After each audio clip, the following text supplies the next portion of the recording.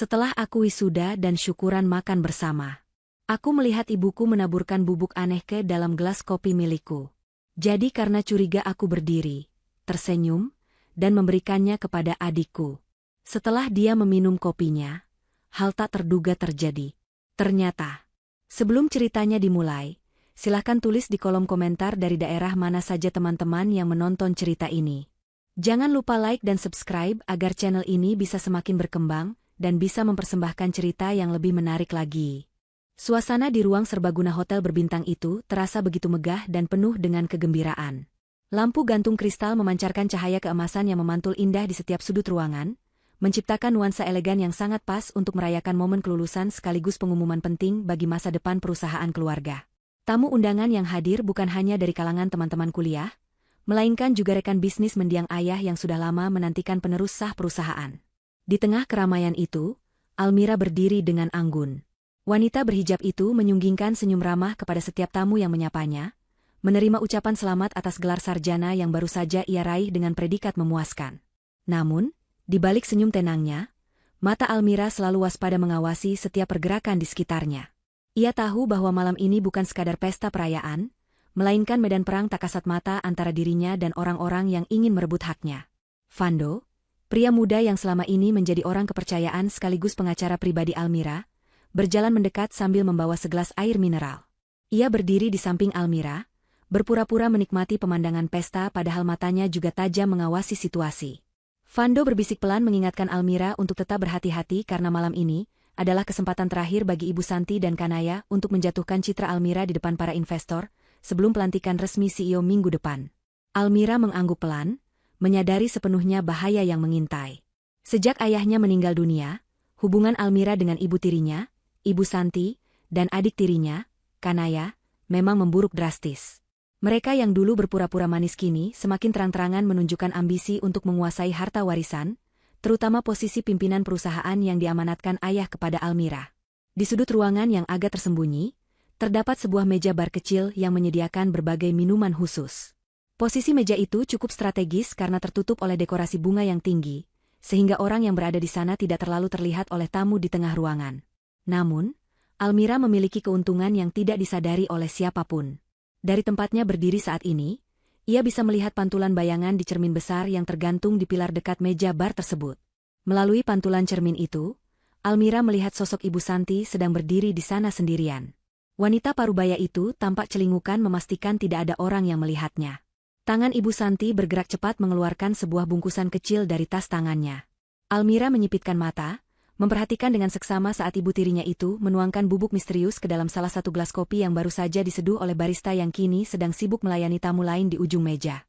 Jantung Almira berdegup kencang, namun wajahnya tetap datar tanpa ekspresi. Ia melihat Ibu Santi mengaduk kopi itu dengan cepat menggunakan sendok kecil, lalu tersenyum tipis, sebuah senyuman licik yang penuh kemenangan. Almira tahu persis kopi itu ditujukan untuk siapa. Ibu Santi tahu bahwa Almira adalah pecinta kopi dan pasti akan menyuguhkan minuman itu sebagai tanda perhatian palsu di depan para tamu penting, untuk menunjukkan bahwa hubungan mereka harmonis. Rencana jahat itu begitu transparan di mata Almira.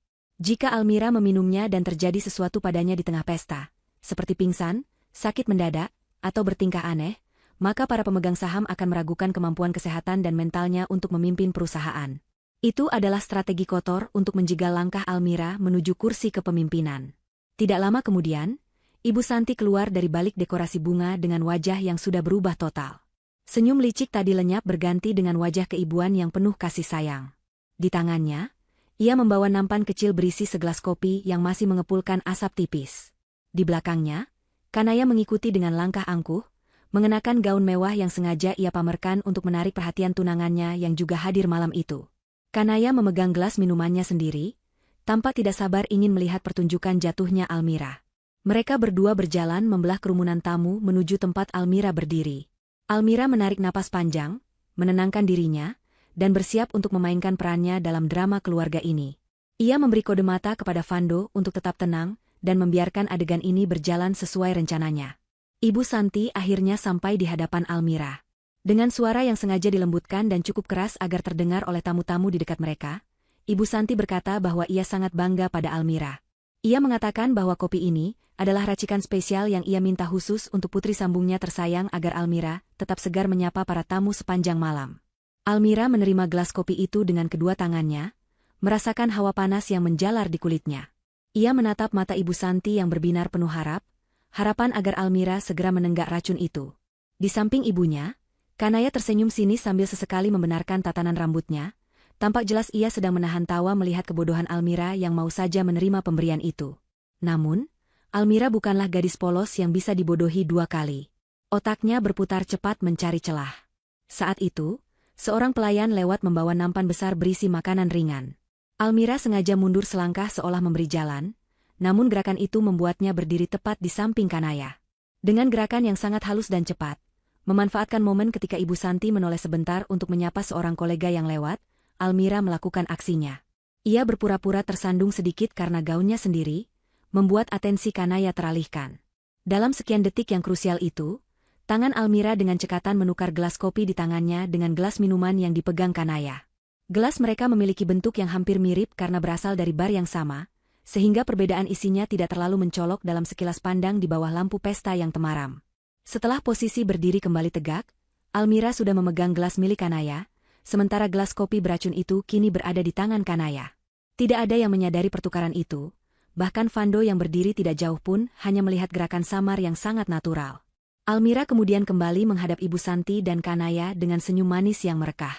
Ia mengangkat gelas yang kini aman itu setinggi dada, lalu menatap Kanaya dengan tatapan yang sulit diartikan. Almira berkata dengan suara tulus bahwa ia sangat menghargai perhatian Ibu Santi. Namun ia merasa malam ini Kanaya juga butuh energi ekstra, karena harus mendampingi tunangannya menemui banyak kerabat. Almira melanjutkan ucapannya dengan berkata bahwa kopi spesial buatan ibu tentu lebih pantas dinikmati oleh putri kandungnya sendiri, sebagai bentuk kasih sayang yang nyata.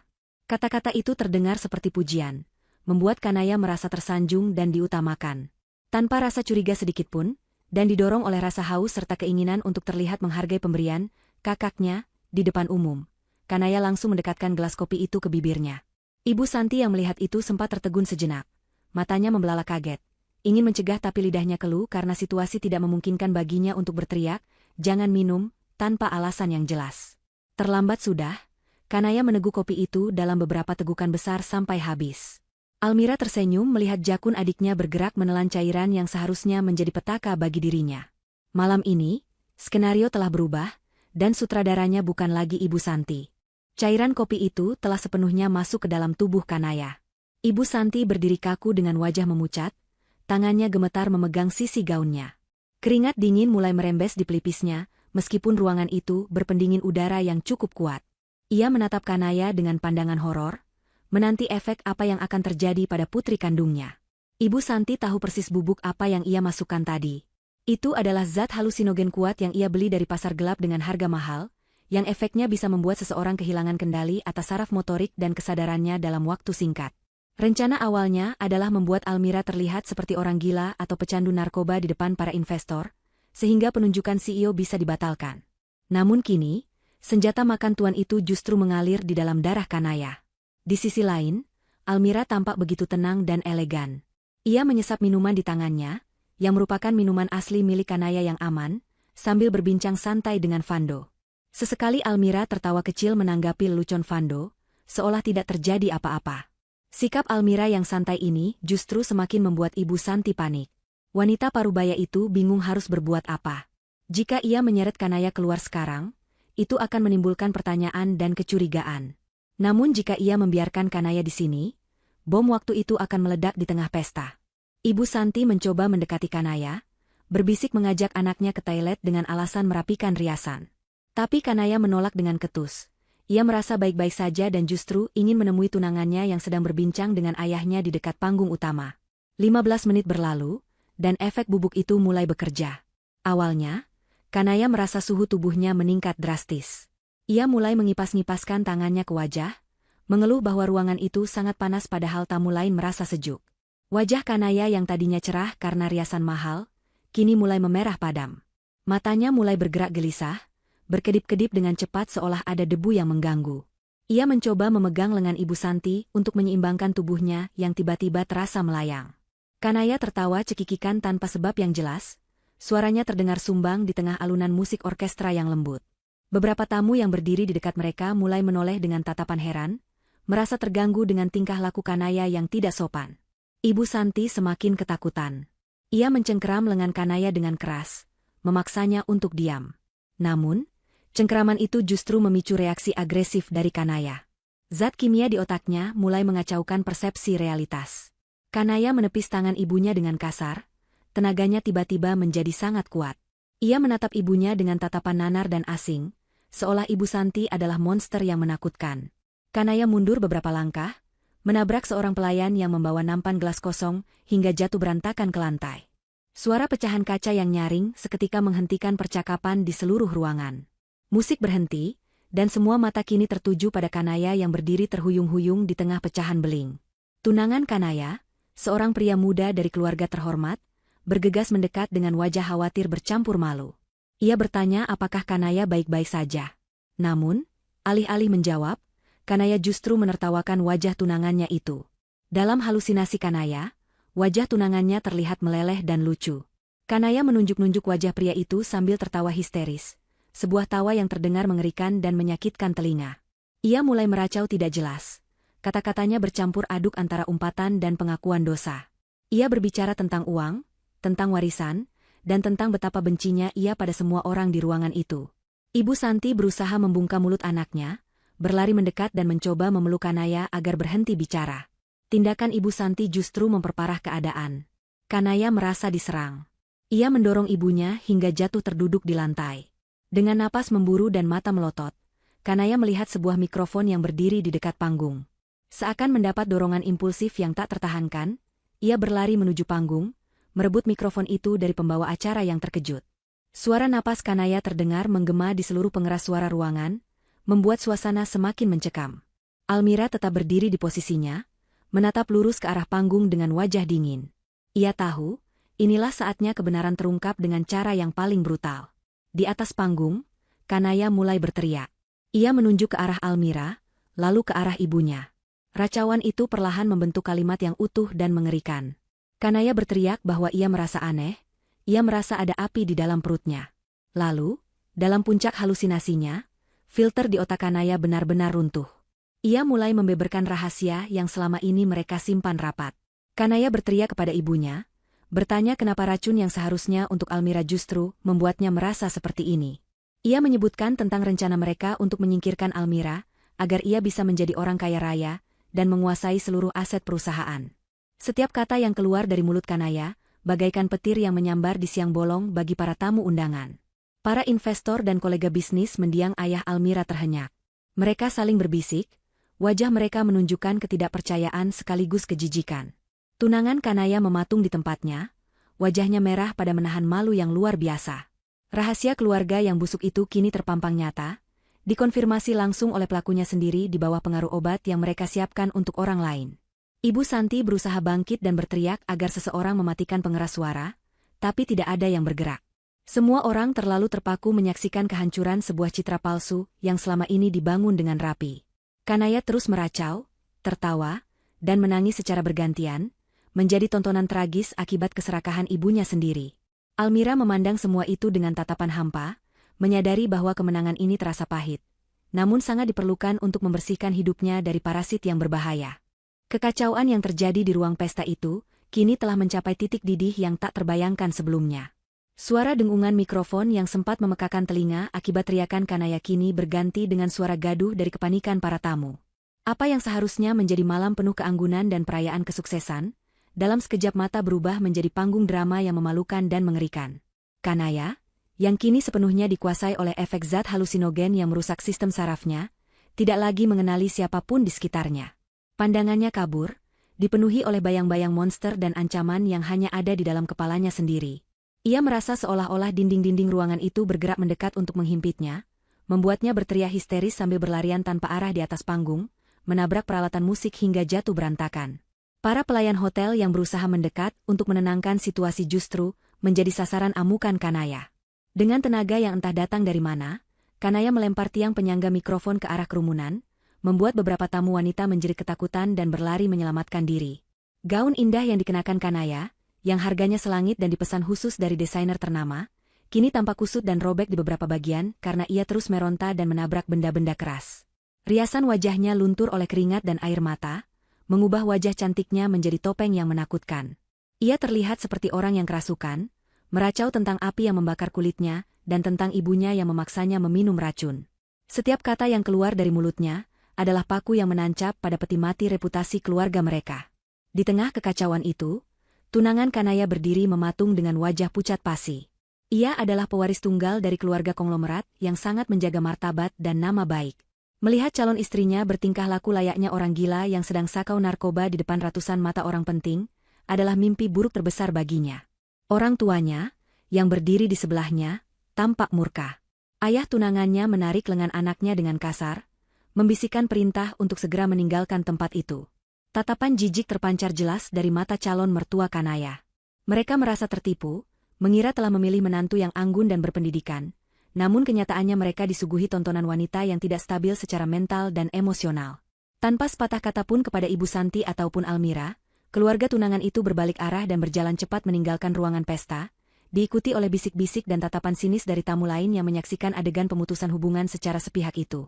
Ibu Santi yang melihat calon besannya pergi merasa dunianya runtuh seketika. Ambisinya untuk menikahkan Kanaya dengan keluarga kaya raya itu, hancur berkeping-keping di depan matanya sendiri. Rasa malu, marah, dan panik bercampur menjadi satu, membuatnya bertindak nekat. Ibu Santi berlari naik atas panggung, mengabaikan rasa sakit pada kakinya akibat sepatu hak tinggi yang ia kenakan. Ia berusaha meraih tubuh Kanaya, mencoba memeluknya erat agar anaknya berhenti mengamuk. Ibu Santi berbisik di telinga Kanaya, memohon agar anaknya sadar dan diam. Ia berusaha menutupi mulut Kanaya dengan tangannya, berharap bisa menghentikan aliran kata-kata aib yang terus dimuntahkan oleh putrinya. Namun, tindakan itu justru dianggap ancaman oleh Kanaya yang sedang berhalusinasi. Kanaya melihat Ibu Santi bukan sebagai ibunya, melainkan sebagai sosok penyihir jahat yang ingin mencekiknya. Insting bertahan hidup Kanaya mengambil alih. Dengan gerakan liar, Kanaya menangkap tangan ibunya yang membekap mulutnya, lalu menggigitnya dengan kekuatan penuh. Jeritan kesakitan Ibu Santi melengking tinggi, mengalahkan suara keributan di ruangan itu. Darah segar mengucur dari tangan Ibu Santi, menetes ke lantai panggung yang putih bersih. Ibu Santi terdorong ke belakang, jatuh tersungkur sambil memegangi tangannya yang terluka parah. Ia menatap Kanaya dengan tatapan tidak percaya, air mata mengalir deras di pipinya. Anak yang ia besarkan dengan segala kemewahan dan ia lindungi dengan berbagai cara kotor, kini justru menyerangnya secara brutal di depan umum. Melihat ibunya jatuh, Kanaya tidak berhenti. Ia justru tertawa melengking, sebuah tawa yang terdengar kosong dan mengerikan. Ia kemudian melompat turun dari panggung, mendarat di dekat meja prasmanan utama yang dihiasi dengan ukiran es dan susunan makanan mewah. Seperti badai yang tak terkendali, Kanaya mulai mengacak-acak meja tersebut. Ia menjungkir balikan piring-piring perak, melempar kue-kue ke lantai, dan menarik taplak meja hingga semua gelas kristal di atasnya jatuh pecah berantakan. Lantai ruangan pesta kini penuh dengan pecahan beling, tumpahan makanan, dan noda minuman. Para tamu mundur teratur membentuk lingkaran besar, tidak ada yang berani mendekat. Mereka semua mengeluarkan ponsel pintar masing-masing, merekam kejadian itu. Kilatan lampu kamera berkedip-kedip dari berbagai arah, memastikan bahwa aib ini tidak hanya akan diingat oleh yang hadir, tetapi juga akan tersebar luas di media sosial dalam hitungan menit.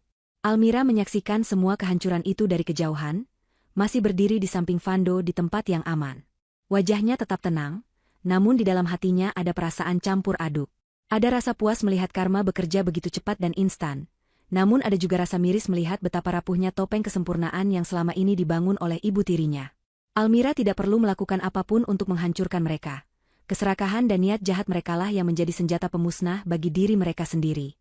Fando di sebelahnya hanya menggelengkan kepala pelan, takjub dengan betapa destruktifnya efek bubuk yang sebenarnya ditujukan untuk kliennya itu.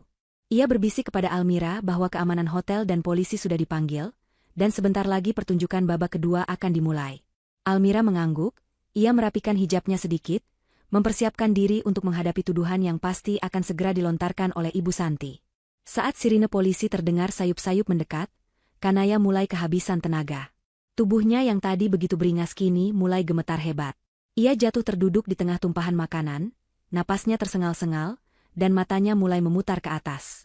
Tubuhnya mengalami kejang-kejang ringan, efek samping dari overdosis zat saraf yang mulai menyerang fungsi motoriknya.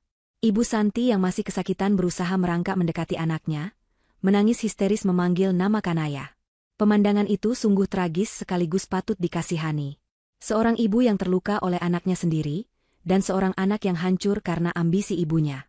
Ruangan pesta yang megah itu kini tak ubahnya seperti medan perang pasca pertempuran, dengan dekorasi yang hancur lebur dan reputasi keluarga yang telah menjadi debu. Tak lama kemudian, beberapa petugas kepolisian berseragam lengkap masuk ke dalam ruangan pesta, diikuti oleh tim medis yang membawa tandu. Suasana yang tadinya riuh oleh teriakan histeris kini berubah menjadi tegang dan serius.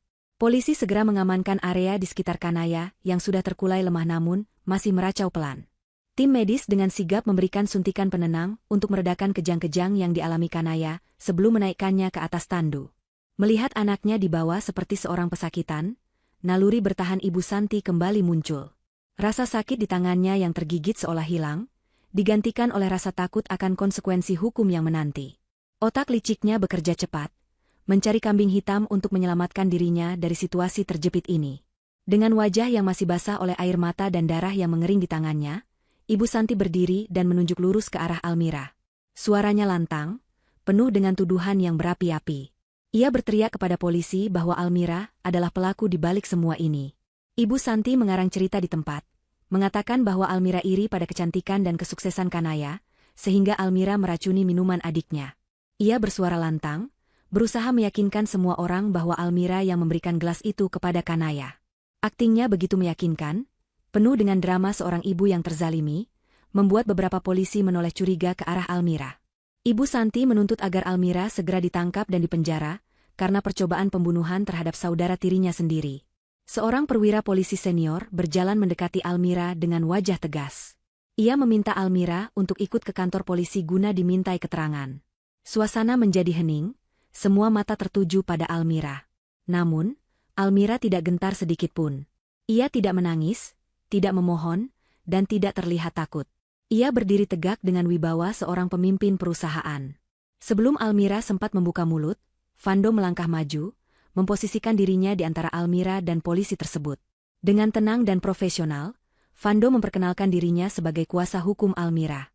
Ia menyatakan bahwa kliennya akan kooperatif, namun ia menolak keras segala tuduhan tanpa dasar yang dilontarkan oleh Ibu Santi. Fando mengeluarkan sebuah tablet dari tas kerjanya. Layar tablet itu menyala terang, menampilkan sebuah video yang sudah disiapkannya. Ia meminta perwira polisi tersebut untuk melihat rekaman itu sebelum mengambil tindakan gegabah. Fando menjelaskan bahwa karena banyaknya tamu penting yang hadir, pihak keamanan swasta yang ia sewa telah memasang kamera CCTV tambahan di beberapa sudut strategis ruangan untuk mengantisipasi hal-hal yang tidak diinginkan. Salah satu kamera tersebut, secara kebetulan, mengarah tepat ke area meja bar tempat minuman disiapkan. Polisi itu mengerutkan kening, namun menerima tablet tersebut dan mulai menonton rekaman yang diputar oleh Fando. Dalam rekaman video beresolusi tinggi itu, terlihat jelas sosok Ibu Santi berdiri sendirian di dekat meja bar. Wajahnya terlihat jelas, begitu pula gerakan tangannya. Semua orang yang berada di dekat polisi itu, termasuk Ibu Santi yang kini mendekat dengan wajah pucat, bisa melihat momen krusial itu. Terlihat tangan Ibu Santi mengeluarkan bungkusan kecil, menuangkan bubuk putih ke dalam gelas, dan mengaduknya dengan senyum licik. Video itu kemudian berlanjut menampilkan momen saat Ibu Santi memberikan gelas itu kepada Almira. Terlihat juga momen cepat saat Almira menukar gelas itu dengan gelas Kanaya. Namun, narasi yang dibangun oleh video itu sangat jelas. Sumber racun itu berasal dari tangan Ibu Santi sendiri. Almira hanya melakukan tindakan pembelaan diri refleks untuk menghindari ancaman yang ditujukan padanya. Fando dengan cerdas menjelaskan argumen hukumnya. Ia berkata bahwa jika Ibu Santi tidak berniat meracuni siapapun, maka bubuk yang ia masukkan seharusnya tidak berbahaya. Jika bubuk itu hanya gula atau pemanis, maka kondisi Kanaya saat ini tidak akan terjadi. Fakta bahwa Kanaya mengalami keracunan parah setelah meminum apa yang diracik oleh ibunya sendiri, membuktikan bahwa ada niat jahat mematikan dalam gelas tersebut. Jadi, secara teknis dan hukum, Almira tidak meracuni siapapun. Almira hanya menghindari percobaan pembunuhan terhadap dirinya, dan malangnya, racun itu kembali kepada pemilik rencana. Fando juga menambahkan bahwa ia telah mengamankan gelas yang diminum Kanaya sebelum terjatuh, membungkusnya dengan plastik steril agar sidik jari dan sisa cairan di dalamnya bisa diuji di laboratorium forensik. Wajah Ibu Santi berubah menjadi seputih kertas. Kakinya lemas, ia tidak lagi bisa berteriak atau menuduh. Bukti digital itu telak menampar wajahnya. Ia terperangkap dalam jaring yang ia buat sendiri. Perwira polisi itu menatap Ibu Santi dengan pandangan tajam yang mengintimidasi. Situasi berbalik 180 derajat. Polisi itu kemudian memerintahkan anggotanya untuk tidak menahan Almira, melainkan mengamankan Ibu Santi sebagai tersangka utama penyalahgunaan zat berbahaya dan percobaan penganiayaan berat. Borgol besi yang dingin kini terpasang di pergelangan tangan Ibu Santi yang masih terluka. Ia meronta pelan, bergumam tidak jelas, menyangkal kenyataan yang ada di depan mata. Almira menatap ibu tirinya yang digiring polisi dengan tatapan datar. Tidak ada senyum kemenangan di bibirnya, hanya rasa lelah yang mendalam. Ia melihat betapa menyedihkannya akhir dari keserakahan. Tamu-tamu yang tersisa berbisik-bisik ngeri, namun kini nada bicara mereka berubah menjadi simpati kepada Almira. Mereka memuji ketenangan dan kecerdasan Almira dalam menghadapi situasi mematikan itu. Reputasi Almira sebagai calon CEO justru semakin kuat malam itu. Ia membuktikan bahwa ia bukan wanita lemah yang bisa disingkirkan dengan mudah. Ia memiliki ketajaman insting dan strategi yang jauh melampaui lawan-lawannya. Sementara itu, di luar hotel, ambulans yang membawa Kanaya melaju kencang membelah malam, diikuti oleh mobil patroli yang membawa Ibu Santi. Pesta itu berakhir dengan tragedi bagi keluarga pengkhianat, namun menjadi awal kebangkitan bagi Almira. Vando menepuk bahu Almira pelan, memberitahunya bahwa ini baru permulaan dari proses hukum yang panjang, tapi malam ini mereka telah memenangkan pertempuran yang paling krusial. Almira menghela napas panjang, menghirup udara malam yang terasa lebih segar dari biasanya, seolah beban berat yang selama ini menghimpit dadanya telah terangkat separuhnya. Ia siap menghadapi hari esok, memimpin perusahaan tanpa bayang-bayang parasit yang selama ini menggerogoti hidupnya. Cahaya putih yang menyilaukan adalah hal pertama yang menyapa Kanaya saat ia membuka matanya dengan susah payah. Kepala Kanaya terasa sangat berat, seolah ada batu besar yang menindih tengkoraknya, sementara seluruh persendian tubuhnya terasa nyeri seperti baru saja dipukuli. Bau antiseptik yang tajam menusuk hidungnya, menyadarkannya bahwa ia tidak sedang berada di kamar tidurnya yang nyaman, melainkan di sebuah ruangan rumah sakit yang asing dan dingin. Suara mesin monitor detak jantung yang berbunyi teratur di samping tempat tidurnya, menjadi satu-satunya penanda waktu yang berjalan lambat. Kanaya mencoba menggerakkan tangannya untuk memijat pelipisnya yang berdenyut, namun ia merasakan sesuatu yang aneh. Tangannya terasa kaku dan gemetar hebat, tidak mau menuruti perintah otaknya dengan sempurna. Gerakan yang seharusnya sederhana itu berubah menjadi sentakan-sentakan kecil yang tidak terkendali, membuat Kanaya panik seketika. Seorang dokter pria parubaya dengan jas putih lengkap dan raut wajah serius masuk ke dalam ruangan, diikuti oleh 2 orang perawat yang membawa papan catatan medis. Dokter itu mendekat ke sisi tempat tidur dan memeriksa pupil mata Kanaya dengan senter kecil, lalu memeriksa refleks saraf di tangan dan kakinya. Kanaya mencoba bertanya apa yang terjadi padanya. Namun saat ia membuka mulut, kata-kata yang keluar tidaklah lancar. Lidahnya terasa tebal dan kaku, seolah ada yang mengganjal di tenggorokannya. Suaranya terdengar gagap dan terputus-putus, membuatnya kesulitan untuk merangkai satu kalimat utuh. Ketakutan mulai merambat naik ke dada Kanaya. Ia mencoba berbicara lagi, lebih keras, namun hasilnya tetap sama. Ia hanya mengeluarkan suara-suara yang tidak jelas dan penuh dengan pengulangan suku kata yang menyedihkan. Dokter itu menghela napas panjang sebelum duduk di kursi samping tempat tidur. Menatap Kanaya dengan pandangan penuh simpati namun tegas. Ia mulai menjelaskan kondisi medis Kanaya dengan bahasa yang hati-hati namun jujur. Dokter mengatakan bahwa hasil tes darah dan pemindaian otak menunjukkan adanya paparan zat neurotoksin dalam dosis tinggi di dalam tubuh Kanaya. Zat kimia berbahaya itu telah menyerang sistem saraf pusatnya, menyebabkan kerusakan yang cukup signifikan pada bagian otak yang mengatur fungsi motorik halus dan kemampuan bicara. Dokter menjelaskan bahwa zat tersebut biasanya ditemukan dalam obat-obatan ilegal yang tidak terdaftar, yang efek sampingnya bisa sangat merusak jika dikonsumsi tanpa takaran yang tepat, apalagi jika dicampur dengan bahan lain. Kanaya mendengarkan penjelasan itu dengan air mata yang mulai mengalir di pipinya. Ia teringat kembali pada gelas kopi yang diberikan oleh Almira di pesta itu. Ingatan itu berputar kembali secara perlahan namun menyakitkan. Ia ingat betul bahwa kopi itu awalnya berada di tangan Ibu Santi, ibu kandungnya sendiri.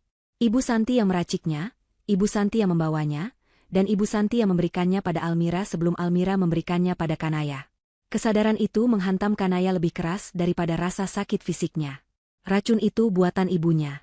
Ibunya telah membeli racun saraf yang mengerikan itu demi menyingkirkan Almira. Namun karena kebodohan dan keserakahan mereka, justru Kanaya yang menanggung akibatnya.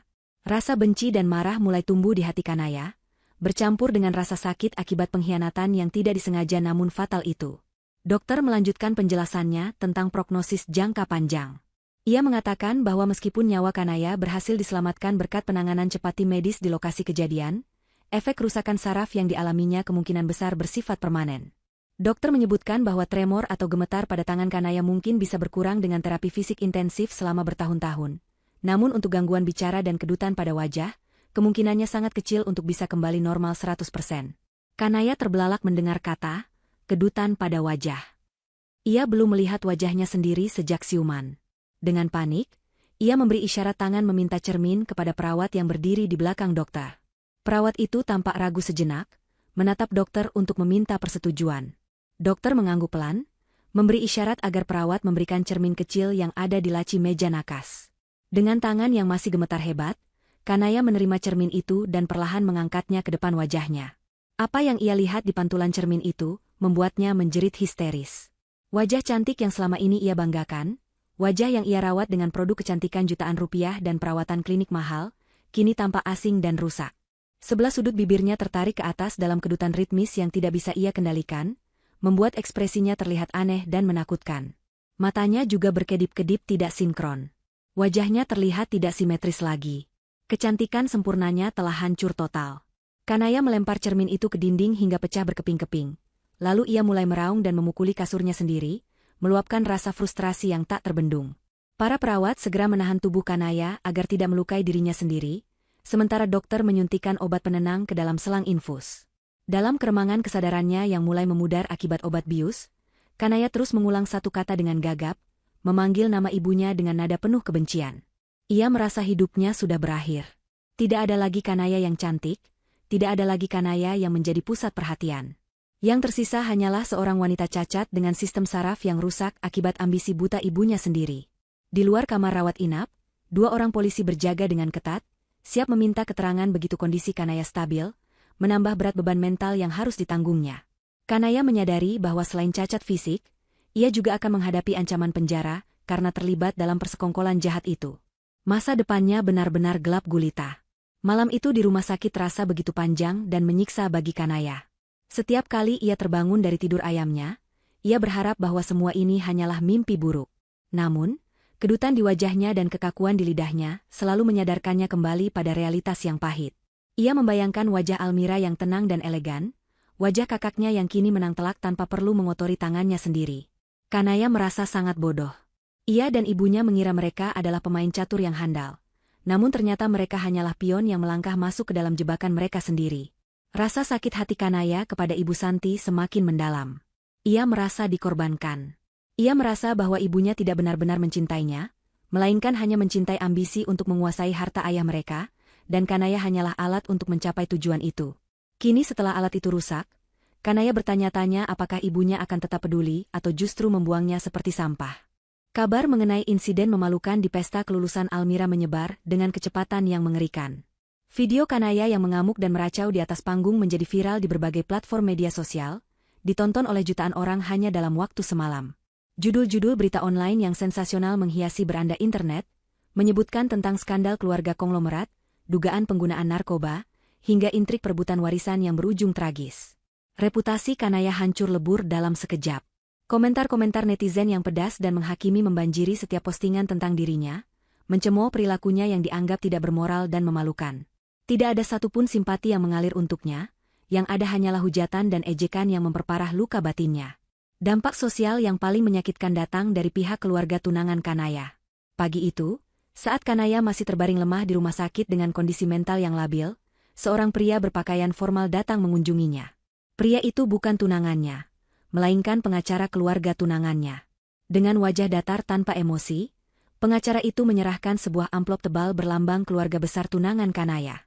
Kanaya menerima amplop itu dengan tangan gemetar, hatinya sudah bisa menebak apa isinya namun ia masih memelihara secercah harapan kecil bahwa tunangannya akan datang dan memeluknya. Harapan itu musnah seketika saat ia membaca surat di dalamnya. Itu adalah surat pembatalan pertunangan resmi. Isi surat itu sangat dingin dan formal, ditulis dengan bahasa hukum yang tegas. Pihak keluarga tunangan menyatakan bahwa mereka tidak bisa melanjutkan rencana pernikahan dengan seseorang yang memiliki catatan perilaku tidak stabil di depan umum dan terindikasi terlibat dalam kasus hukum berat. Mereka juga menyinggung tentang kondisi kesehatan Kanaya yang dianggap tidak sejalan dengan ekspektasi keluarga besar mereka untuk mendampingi putra mahkota bisnis mereka. Tidak ada kata-kata manis, tidak ada permintaan maaf yang tulus, hanya keputusan sepihak yang tidak bisa diganggu-gugat.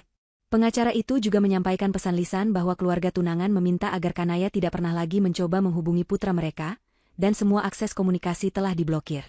Cincin pertunangan berlian yang melingkar di jari manis Kanaya diminta untuk dilepaskan saat itu juga sebagai simbol berakhirnya ikatan mereka. Kanaya menangis histeris, memohon kepada pengacara itu untuk memberinya kesempatan bicara dengan tunangannya. Ia mencoba menjelaskan bahwa ia dijebak, bahwa ia sakit, dan bahwa ia masih mencintai pria itu. Namun pengacara itu tetap dingin, ia hanya menjalankan tugas profesionalnya. Dengan berat hati dan dipaksa oleh situasi, Kanaya melepaskan cincin itu dan menyerahkannya. Saat pengacara itu keluar dari ruangan, Kanaya merasa separuh jiwanya ikut pergi. Tunangannya adalah satu-satunya tiket baginya untuk tetap hidup mewah dan terhormat terlepas dari masalah keluarganya. Kini tiket itu telah hangus. Ia ditinggalkan sendirian di tengah badai, tanpa sandaran, tanpa status, dan tanpa masa depan.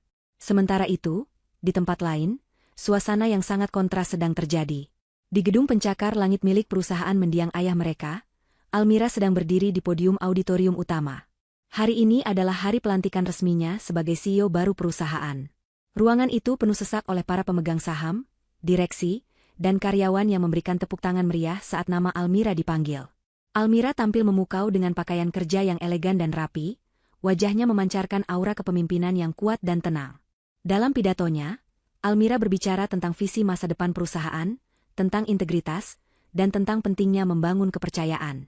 Ia tidak sedikit pun menyinggung tentang skandal keluarganya, seolah hal itu tidak layak untuk mendapat panggung di momen penting ini. Para investor yang hadir merasa lega dan yakin bahwa perusahaan kini berada di tangan yang tepat, tangan yang bersih dan waras, jauh dari drama yang merusak citra bisnis. Setelah acara pelantikan selesai, Almira tidak langsung pulang untuk beristirahat. Bersama Vando, ia pergi menuju rumah sakit tempat Kanaya dirawat. Langkah kakinya mantap menyusuri lorong rumah sakit yang berbau obat. Almira datang bukan untuk memberikan penghiburan semu, melainkan untuk menegaskan posisi dan menyelesaikan urusan yang belum tuntas. Saat Almira masuk ke kamar rawat, Kanaya menatapnya dengan pandangan nanar penuh kebencian bercampur rasa takut.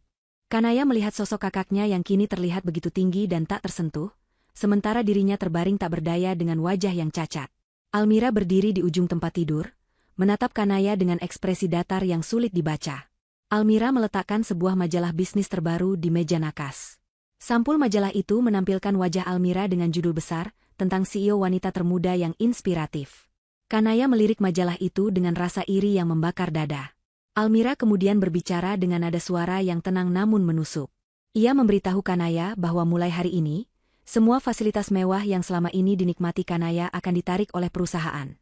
Kartu kredit, mobil, dan akses ke apartemen pribadi semuanya telah dibekukan karena status Kanaya yang kini sedang dalam penyidikan polisi atas kasus penggelapan dana yang terungkap dari audit terbaru, kasus yang sebenarnya didalangi oleh Ibu Santi namun menggunakan nama Kanaya dalam beberapa dokumen.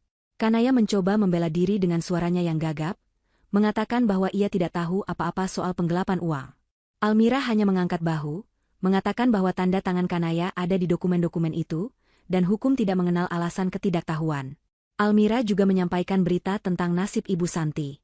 Rupanya, Ibu Santi berhasil mendapatkan penangguhan penahanan sementara berkat pengacara mahal yang dibayarnya menggunakan sisa uang simpanan terakhirnya. Ibu Santi beralasan sakit keras dan menyangkal mengetahui bahwa bubuk itu racun, mengklaim ia ditipu penjual obat diet. Namun, Almira memperingatkan Kanaya bahwa kebebasan ibunya hanya sementara dan justru akan membawa masalah baru. Almira berkata bahwa Ibu Santi sekarang sedang panik dan terdesak, dan orang yang panik biasanya akan melakukan hal-hal gila. Sebelum pergi, Almira menatap wajah Kanaya yang berkedut. Ia berkata bahwa ia sebenarnya kasihan melihat adiknya seperti ini, namun setiap orang harus membayar harga atas pilihan hidupnya. Almira menyarankan Kanaya untuk mulai belajar hidup mandiri dan sederhana, karena masa-masa menjadi putri raja sudah berakhir selamanya. Almira berbalik dan berjalan keluar ruangan, meninggalkan Kanaya yang terpaku dalam kebisuan.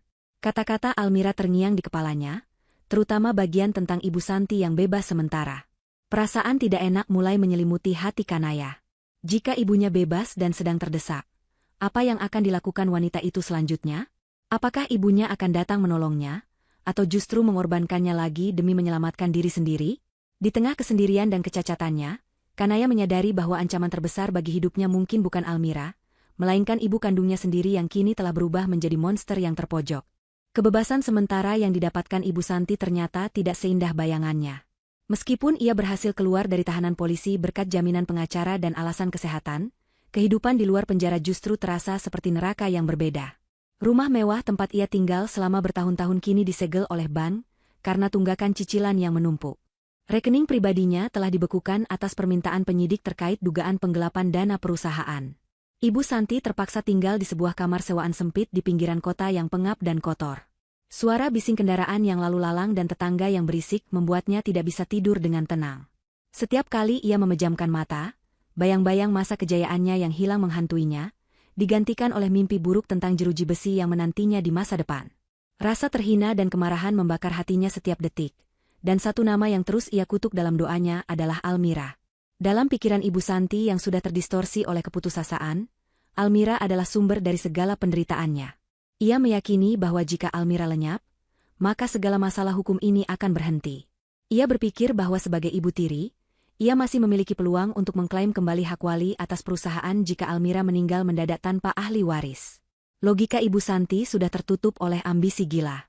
Ia tidak lagi memikirkan risiko atau konsekuensi, yang ada di kepalanya hanyalah dendam yang harus dituntaskan.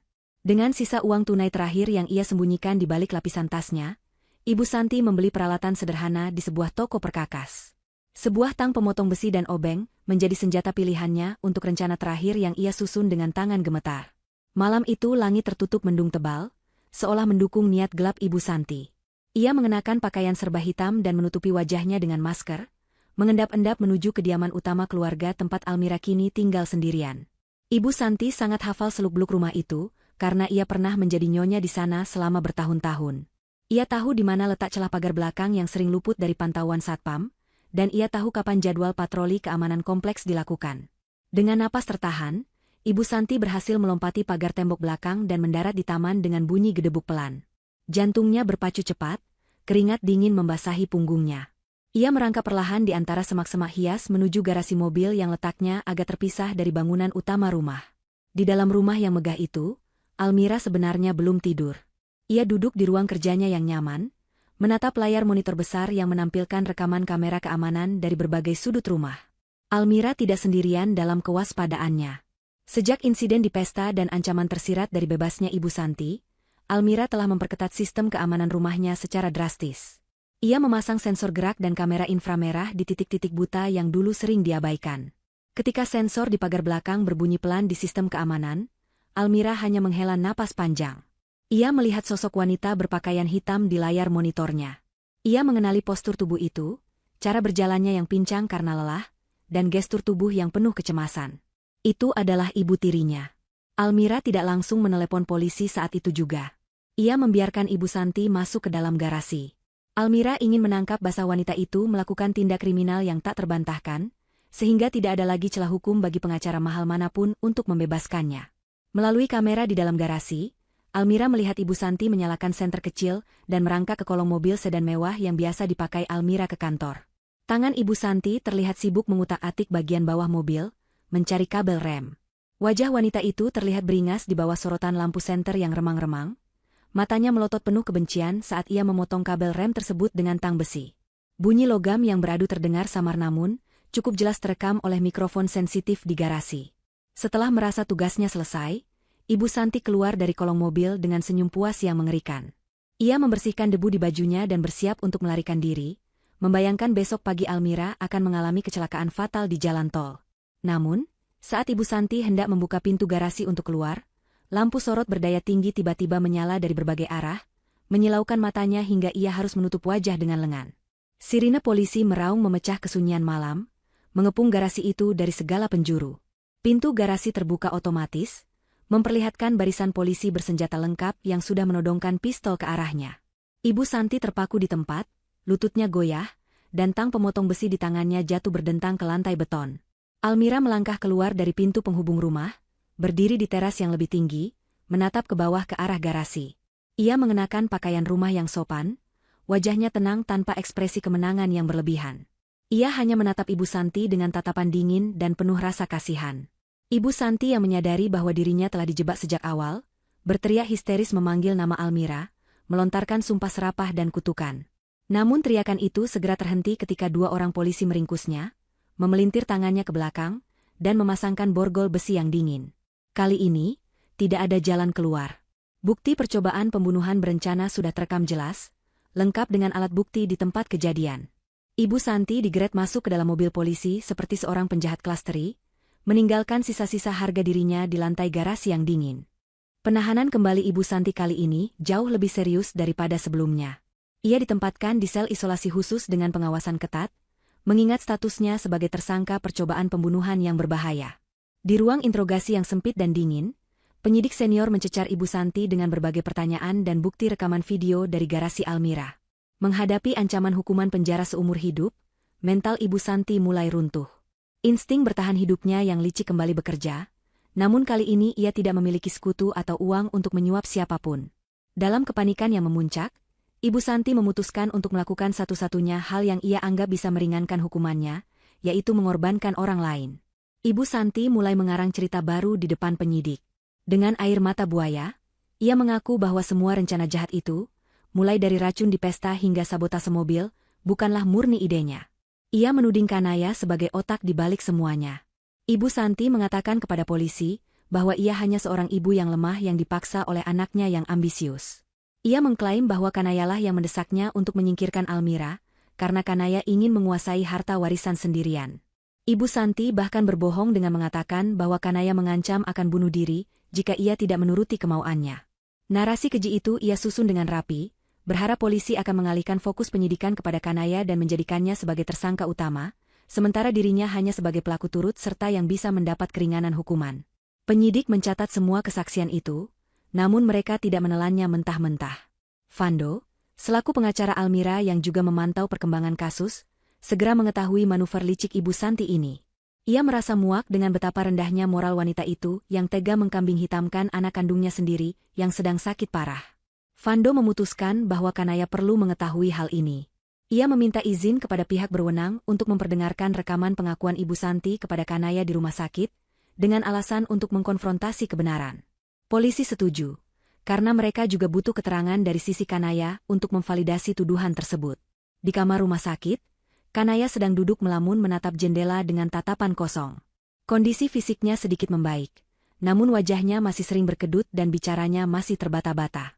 Ketika Fando dan seorang penyidik polisi masuk membawa alat pemutar rekaman, Kanaya merasa cemas. Namun kecemasan itu berubah menjadi horor yang membekukan darah ketika ia mendengar suara ibunya dari rekaman tersebut. Suara Ibu Santi terdengar jelas, menuduh Kanaya sebagai dalang kejahatan, menyebut Kanaya sebagai anak durhaka yang serakah, dan memosisikan dirinya sebagai korban. Kanaya mendengarkan setiap kata itu dengan tubuh gemetar hebat. Hatinya hancur berkeping-keping, bukan karena sedih, melainkan karena rasa sakit akibat pengkhianatan yang paling brutal. Orang yang selama ini ia bela, orang yang membuatnya menjadi cacat seperti ini, kini mencoba membuangnya ke dalam lubang api demi menyelamatkan diri sendiri. Air mata Kanaya mengering seketika, digantikan oleh sorot mata yang nyalang dan penuh dendam. Rasa cintanya kepada ibunya lenyap tak berbekas, hangus terbakar oleh api kemarahan.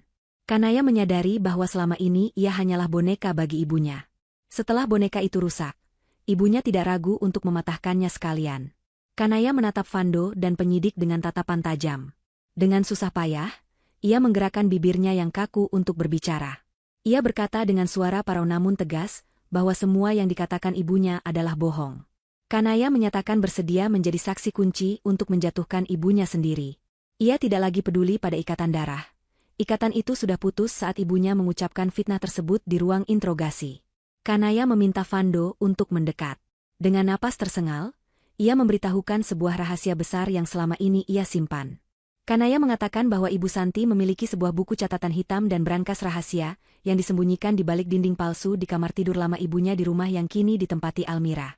Di dalam brankas itu, terdapat bukti-bukti transaksi ilegal pembelian racun, catatan aliran dana penggelapan perusahaan, dan surat-surat perjanjian bawah tangan yang membuktikan bahwa Ibu Santi adalah otak tunggal dari semua kejahatan ini.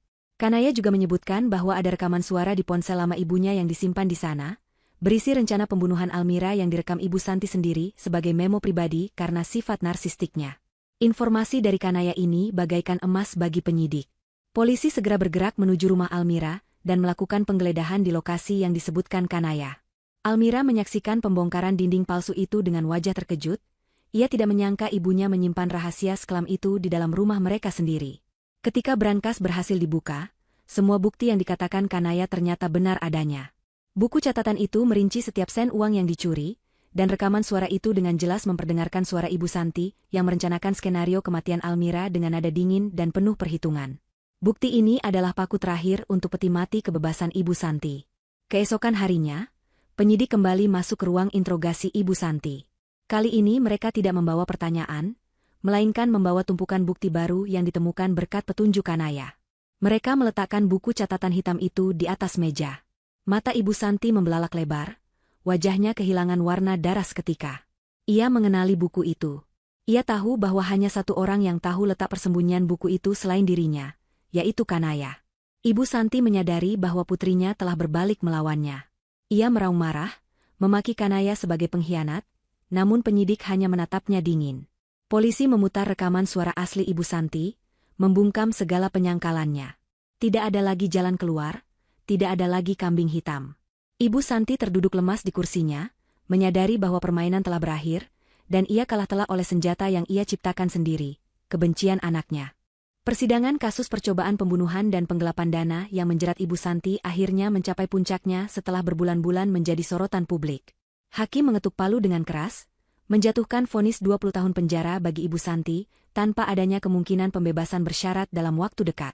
Ruang sidang riuh rendah oleh suara wartawan dan pengunjung, sementara Ibu Santi menjerit histeris saat digiring keluar oleh petugas kejaksaan.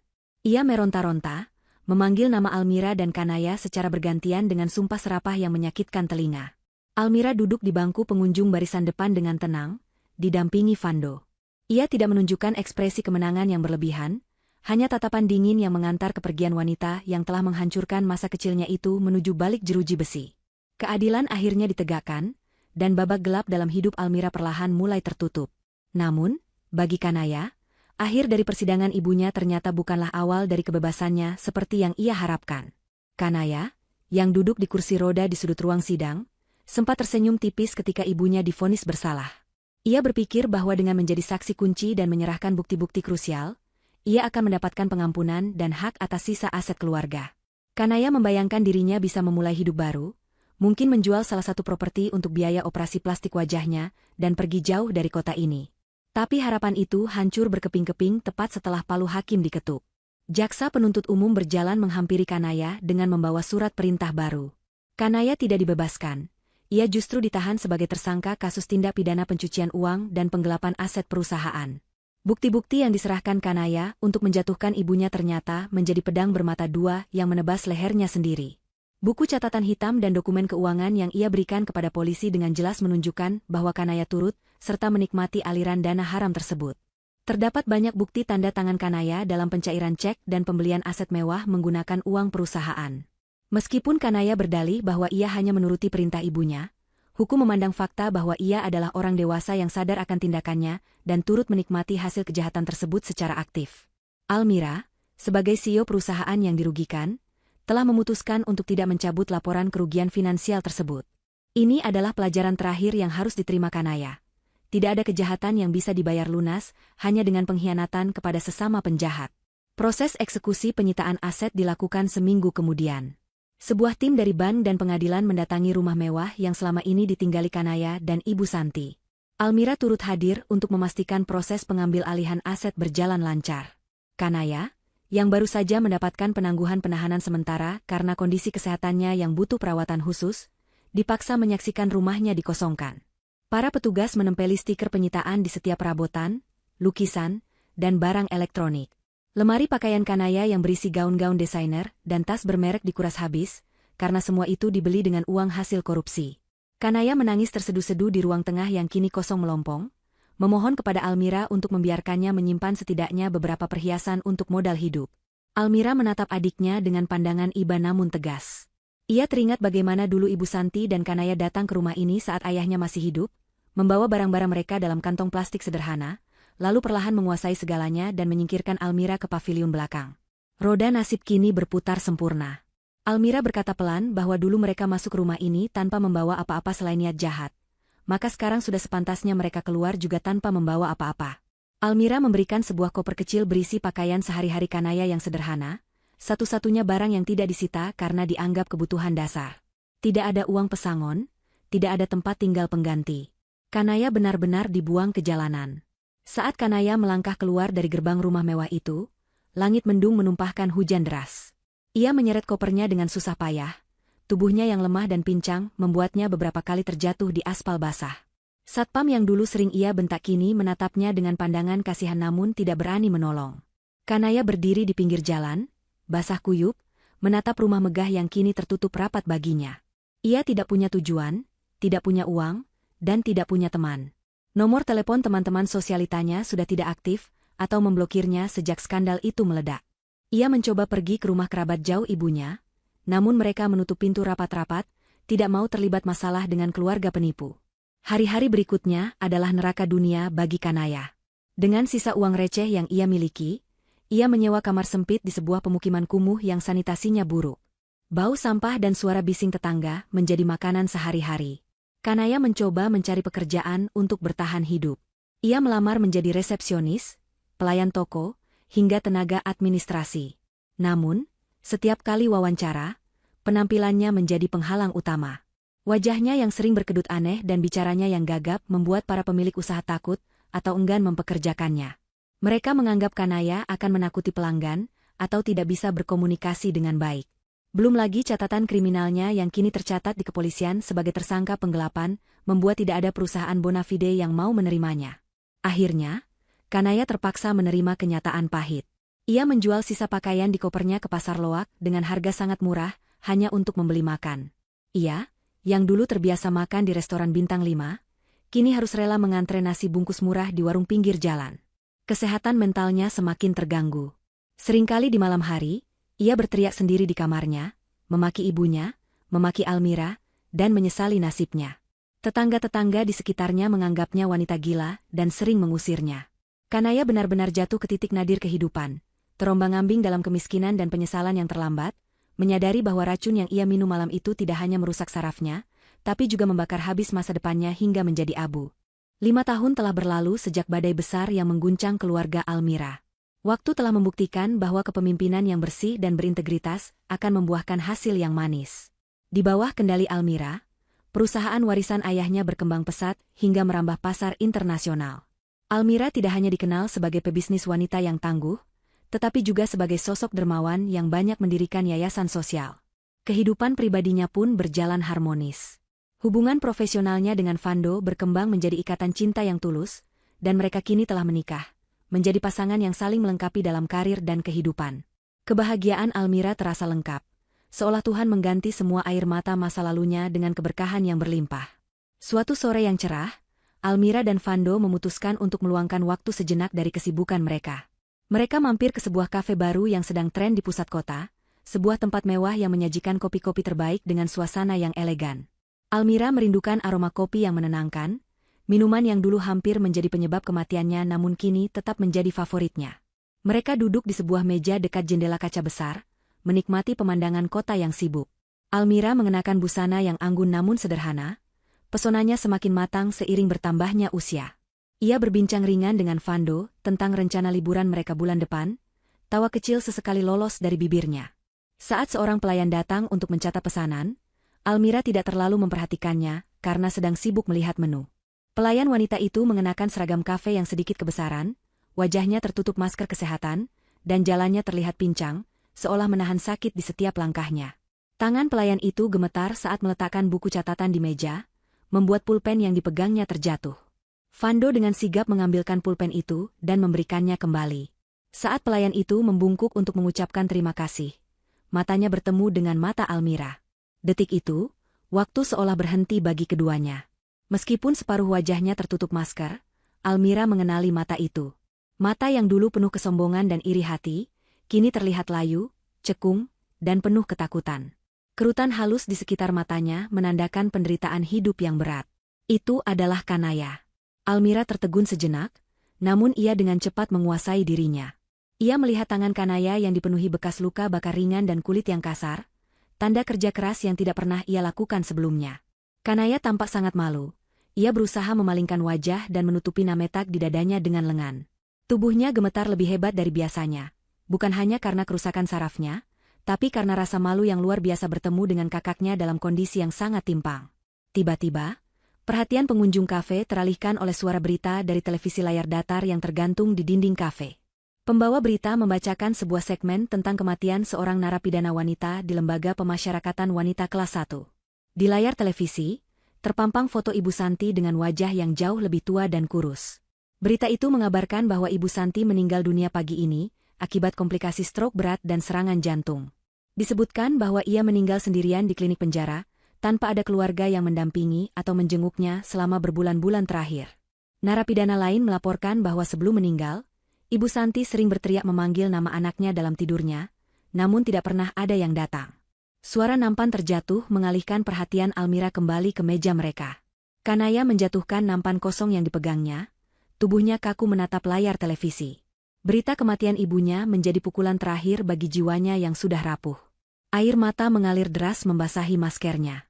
Manajer kafe yang melihat kejadian itu langsung datang dan memarahi Kanaya dengan suara keras di depan pelanggan, menyebutnya ceroboh dan tidak becus bekerja.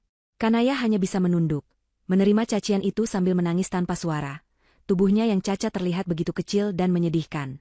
Ia tidak berani membela diri, takut kehilangan pekerjaan yang menjadi satu-satunya penyambung hidupnya. Almira menatap pemandangan itu dengan perasaan campur aduk. Tidak ada rasa benci, tidak ada rasa dendam, namun juga tidak ada keinginan untuk menyelamatkan Kanaya lagi. Ia sadar bahwa setiap manusia memiliki jatah waktu untuk memilih jalan hidupnya, dan Kanaya serta ibunya telah menghabiskan jatah itu untuk menebar kejahatan. Apa yang terjadi hari ini adalah panen raya dari benih yang mereka tanam sendiri bertahun-tahun lalu. Kematian Ibu Santi yang mengenaskan dan hidup Kanaya yang menderita adalah bentuk keseimbangan alam yang tidak bisa diganggu-gugat. Almira memberi isyarat kepada manajer kafe untuk berhenti memarahi pelayan itu.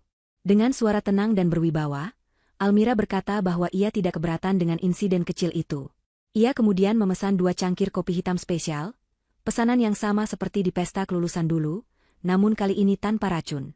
Kanaya mencatat pesanan itu dengan tangan gemetar hebat, tidak berani menatap mata Almira, lalu bergegas pergi ke belakang dengan langkah terpincang-pincang. Beberapa menit kemudian, Kanaya kembali membawa nampan berisi 2 cangkir kopi. Ia menyajikannya di meja Almira dengan sangat hati-hati, takut menumpahkannya lagi. Setelah meletakkan cangkir, Kanaya hendak berbalik pergi secepat mungkin. Namun, suara Almira menghentikannya sejenak. "Terima kasih," ucap Almira singkat dan datar. Kata sederhana itu terdengar seperti vonis terakhir di telinga Kanaya. Kanaya mengangguk kaku, air matanya menetes lagi, lalu ia menyeret kakinya menjauh, kembali ke sudut dapur yang gelap untuk menyembunyikan tangisnya. Almira mengangkat cangkir kopinya, menghirup aromanya dalam-dalam. Ia menyesap cairan hitam pekat itu, merasakan kehangatan menjalar ke seluruh tubuhnya. Rasanya nikmat, murni, dan jujur.